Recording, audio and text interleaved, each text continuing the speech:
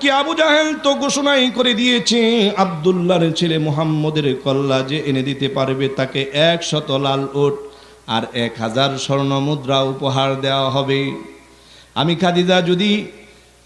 খাদিজা যদি সকাল সকাল ঘুমাই থাকি, সন্ধ্যাবেলায় ঘুমাই থাকি, আর আমার ঘরের দরজার সামনে এসে যদি আপনি খাদিজা খাদিজা বলে ডাকতে থাকেন, ওই মুহূর্তে যদি কাফের মুশরিকেরা টের পেয়ে যায়, আপনাকে অতর্কিত হামলা করে পৃথিবীর মানচিত্র থেকে বিদায় করে দিলে, কিয়ামতের ময়দানে কঠিন মুসিবতের সময়, বিপদের দিনে আল্লাহর আদালতের কাঠগড়ায় দাঁড়ায় আমি কি জবাব দিব?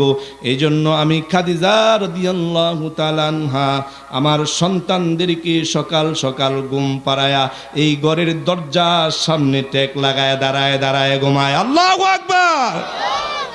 বন্ধুরা আমার, এই খাদিজা রাদিয়াল্লাহু তাআলা